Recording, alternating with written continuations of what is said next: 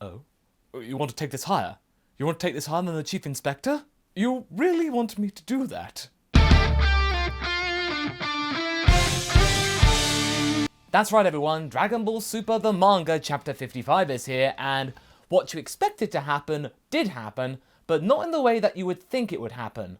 There's a lot of happenings in here. Now, if you're new to the channel or you remember the old days when I did the weekly Dragon Ball Super anime reviews, I am basically doing that same format, albeit with the manga instead of the anime, and since the manga only comes out once a month, you're getting it once a month. On this channel, we really wanted to talk about Moro and the arc for so long, but I really resisted it and just wanted to focus on the anime, but Haverock was very persuasive, and we now talk about the manga in our discussions as well as doing these reviews, and Haverock is a very happy bunny because of it.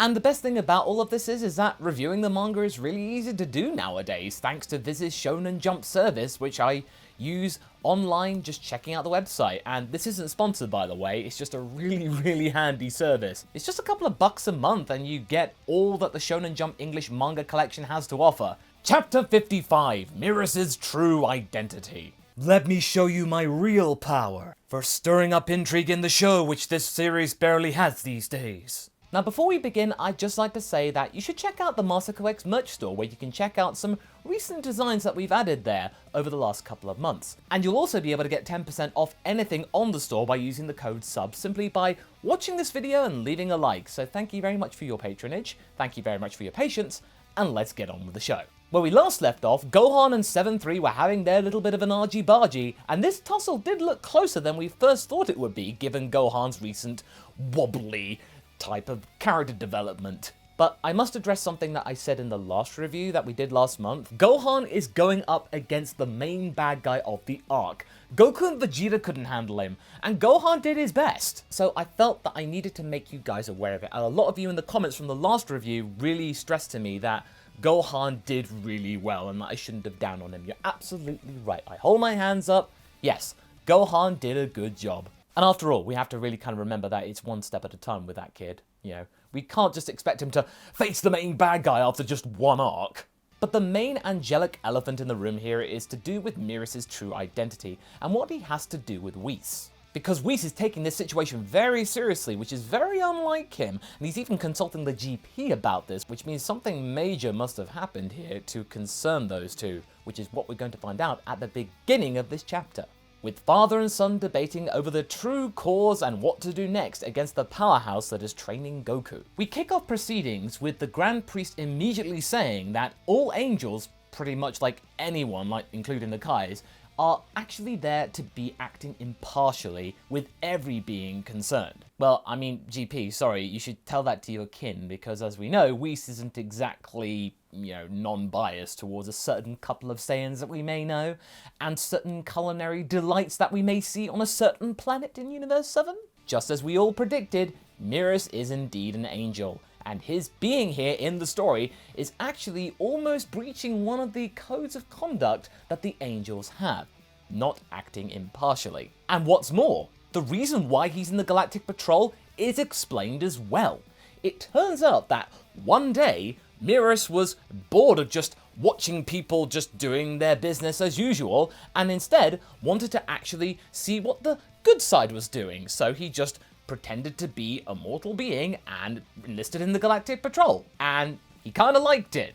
But the problem is that angels are supposed to be true neutral, and MERUS, as we know, became a lawful good. And that's no good if you're an angel. But MERUS is spared any retribution thanks to WHIS and his big brain, probably stowed inside his hair or something like that, who states that he's been observing MERUS for a while now, and he has never used his full-blown angel powers whilst he's been serving in the Galactic Patrol, which means he hasn't really done anything wrong. He's been holding back deliberately, and we've seen him holding back deliberately. Not being able to fly without rocket boots, only using his armaments that are standard issue Galactic Patrol stuff. He's been biding his time and not actually being overpowered or anything like that. We've seen that happen, which is good. We're not being told this, we've seen it. And WHIS then saves MERUS' skin even more by saying that he will take responsibility for MERUS going forward. So yes, Merus is saved from breaking the laws of the angelic code, but the GP does stress to Whis that he does not want to lose another angel because of all of the shenanigans here, which does imply that this might have happened before in the past with other universes, because we know other universes did exist. But there's no time for this mystery right now. We've got to go back to what Vegeta is doing whilst he is training on planet Yardrat, because honestly, we want to see what the second Fiddle Saiyan is doing. But in fact, Vegeta's been doing great according to Pibara, the Grand Elder Yardratian. He's been able to complete the training that took Goku 5 months to conduct really well, and actually even better than Goku, which does explain a lot, and it does make sense because Vegeta does take things much more seriously than Goku.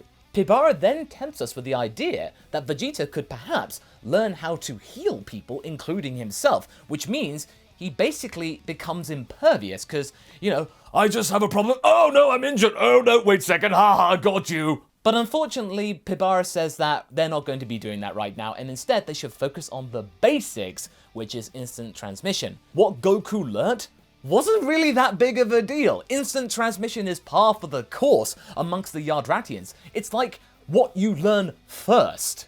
We all know Goku, he's impatient. He doesn't like being in the same place for too long. So maybe he did that training for 5 months, he learnt the basics of instant transmission, then he sensed Frieza heading towards Earth and thought, oh, I gotta go now, bye! It was basically an excuse so he didn't have to sit around doing the same training that obviously bored him immensely. But all of this will have to wait, unfortunately, because Moro's cronies have now found out where Vegeta is. He's on planet Yardrat, and they are here right now. And their leader is... oh dear, it's a carbon copy of Zarbon. Zarbonian? Barzon! Yeah, let's go with that. He's Barzon to me. Yeah, I know they do later on say that his name is Yuzun after the fruit, the Japanese fruit, Yuzu. But he's Barzon to me, and he shall be Barzon to you. Either way, Vegeta understandably responds because it's a bad guy. He has to do something about it. But when he does a finger blast, he actually emits more energy than he expected, taking him by surprise, but not nearly as much surprise as Barzon getting a full ki blast in the face. You see, this is a good way of doing it. You just don't tell us that, ah, yes, Vegeta, you've grown so much right now. No, he just goes, boom! And Vegeta doesn't expect it. That's how you do it. But in short, what happened there is that Vegeta's mind and body had been askew for the longest of time. But now, thanks to Pibara and the training, they'd actually come closer together and were actually acting in harmony, thusly making what ki and spirit that Vegeta had already much more efficient. Now knowing this information, Vegeta is more than ready to stomp down on Barzon and his crew in basically a page, which makes Barzon very cross. And sure enough, he then transforms into beast mode, like we've never seen that before. And then he decides to hurl some buildings in Vegeta's general direction, which he just goes, boop. And this is just really funny to me, seeing these huge skyscrapers just being picked up by these people, tossing them around like just bits of rock or something like that, and they just go, boop. Just the scale of it is just so wacky. Barzon then tries this again with a circular building, which then just goes wheeling up into the distance, barely affecting Vegeta at all, if at all. And not to mention the fact that most of Yardrat's cities are being destroyed right now, and Pibara is not really taking kindly to this. I'm pretty sure that Dende can hook you up with a guy who can fix it no problem, because that's happened so many times with the Room and Spirit in Time and the Lookout and stuff like that. This is just par for the course with Vegeta, you should have really known that. So Barzon understandably tries to escape with his crew, saying, "Don't you worry, Moro's on his way to Earth right now, and we are going to tell him that you are really strong." But before any of that can happen, you remember that circular building that was, just tossed away? You thought that it was done? No. Yeah, that basically destroys their craft and they're all gone. This was a bit of a zany fight, and even though it was pretty much almost a carbon copy of the second fight from the Namek saga between Vegeta and Zarbon, it still was fresh enough to give it a pass, come on.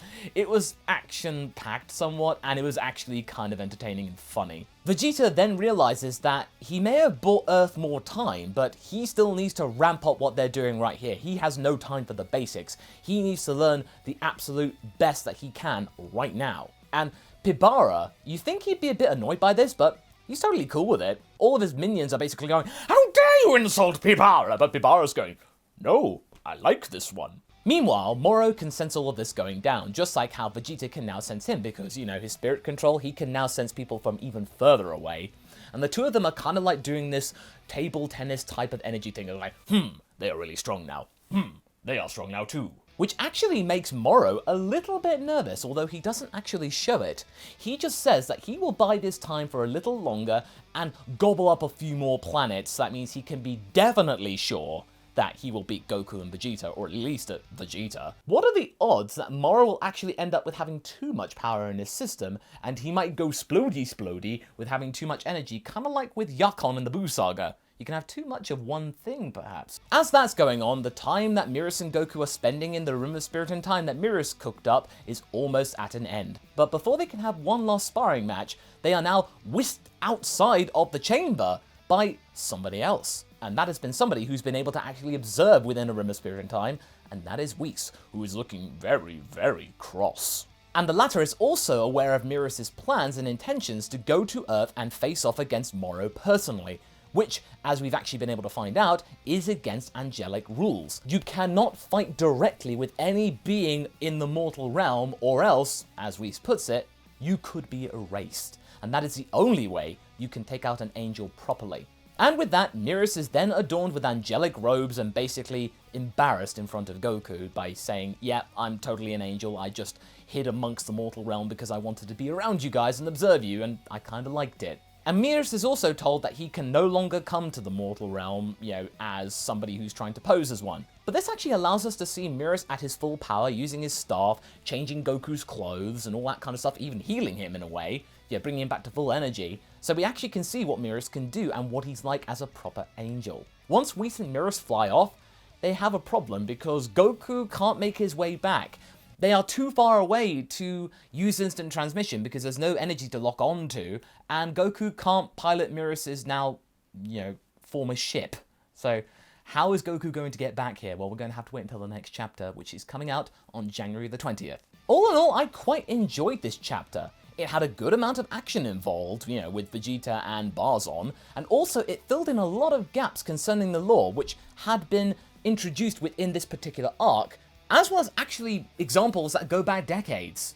It was really, really neat. And it was also really neat getting to have some more attention concerning Vegeta and him having the upper hand for once in this arc, because he really deserves it. And the main thing that I was the most happy about was the fact that instant transmission is not on the table. They are not going to be learning that because Vegeta does not have time for it. And thank goodness. I did not want two Saiyans learning the same thing. I wanted Vegeta throughout all of this to learn something different, and he is going to learn something different. So this has not been a colossal waste of time.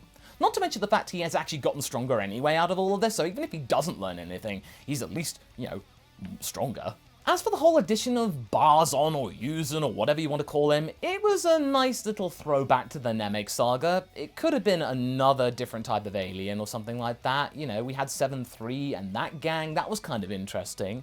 But at the same time though, it's kind of cool to see that there are different types of beings that resemble Zarbon, that his people are actually still around in a way. But at the same time though, it was a mixed bag because there was nothing new offered to the table here, because there was no different type of transformation, like a variation on something like that. Not a different appearance, it was basically just the same with different hair. It was just a carbon copy of Zarbon. But at the same time, it did have more zany action in comparison to the Vegeta-Zarbon fight with skyscrapers being thrown around, and the way that Zarbon was taken out at the end of it. That was good. So overall, that whole interaction, I'd say it was a positive. As for the biggest revelation in this chapter, MERUS being an angel, it wasn't really a surprise to any of us, realistically, but what we did see did make sense. It didn't leave us feeling confused or jarred or anything like that, making us think, what? Or just leaving us asking even more questions. It's like, nope, yep, you're right, MERUS is indeed an angel. This is how he could have ended up being in trouble, he could have been erased and stuff like that. That was really well handled. Basically, he just wanted to do what Kami wanted to do back in the day, mingle with the people. It's not really that egregious of a thing, and WHIS was able to recognize it. So WHIS has gotten a bit soft with interacting with the humans and stuff like that. In any case, the way that we found out that MERUS is indeed an angel was very well done, and it actually showed us a side of WHIS that we've never seen before. So it was the complete package, and any opportunity to make WHIS even less one-dimensional is okay by me, because I was a bit worried that one day once everything was said and done, Whis would just be seen as, oh, I like food, I'm really strong. No, there's a bit more to him than that now. But now with MERUS out of the picture, knowing he's not going to be on the front line with Goku and Vegeta, yeah, it's a shame it's not going to be like an angel versus demon type of situation or anything like that, but you know, I think it could be interesting because the different powers that we get from both Saiyans, the variety of it all, is certainly going to be very interesting. I'm actually really curious for the next arc and where we're going to be going from here, so I'm looking forward to this immensely. It's hyped me up even more because in the middle of this arc, I was getting a little bit bored of it. It was kind of like dragging, but now it seems to be going all the way back up again, so that's a really, really good thing to be looking forward to, which we will be seeing in January. If they can stick the landing for this arc, then I think that this could be the best arc in Super, or maybe in the entire franchise. We'll have to wait and see. So what did you guys think? Did you like this chapter? Did you like the format of this entire manga review? Let me know down in the comments. Please be sure to leave a like, and I shall see you in the next video and the next review. Until then, catch you later.